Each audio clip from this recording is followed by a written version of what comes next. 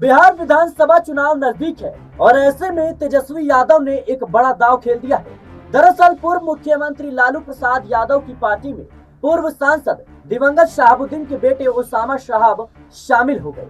राबड़ी आवास पर लालू प्रसाद यादव ने दिवंगत शहाबुद्दीन की पत्नी हिना शहाब और उनके बेटे उसामा को खुद राष्ट्रीय जनता दल की सदस्यता दिलाई। इस दौरान तेजस्वी यादव ने उसामा को लालू प्रसाद के जीवन पर आधारित किताब और पार्टी का गमछा दिया।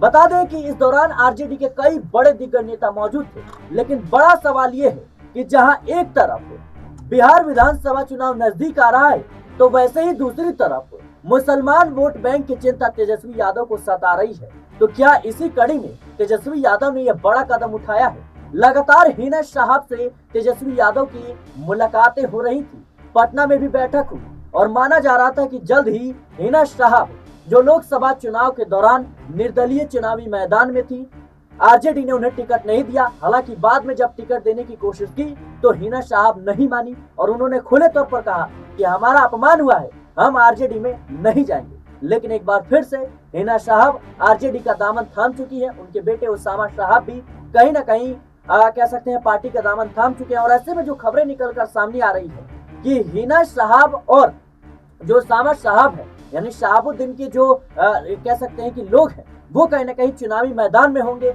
और इन्हें विधानसभा चुनाव में टिकट दिया जा सकता है। इसको इस नजरिए से भी आप देख सकते हैं कि हिना शहाब और उसामा शहाब को अगर आरजेडी टिकट देती है तो फिर जो मुस्लिम वोट बैंक है, जो मुस्लिम वोटर्स है, वो कहीं ना कहीं आरजेडी की तरफ रुख कर सकते हैं, क्योंकि शहाबुद्दीन का जो सियासी रसूख है वो कहीं ना कहीं काफी ज्यादा मायने रखता है, खास तौर पर सीवान, छपरा और आसपास के लोकसभा और विधानसभा क्षेत्रों में।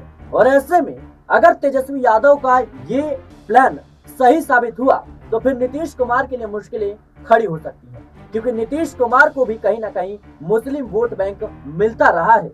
नीतीश कुमार लगातार मुस्लिम वोट बैंक के सहारे बिहार की राजनीति में काबिज है, लेकिन देखना होगा कि क्या शहाबुद्दीन की जो फैमिली है, जो शहाबुद्दीन का परिवार है, वो आरजेडी में वापसी कर पाया है। तो क्या इसका कहीं ना कहीं खामियाजा नीतीश कुमार को भुगतना पड़ेगा? क्या आरजेडी को इसका फायदा होगा? ये तमाम सवाल हैं जिनके जवाब आने वाले चुनाव में हमें देखने को मिल सकते हैं। फिलहाल के लिए इस रिपोर्ट में इतना ही। देश और दुनिया की तमाम खबरों के लिए बने रहना पॉलिटिकल बैठ।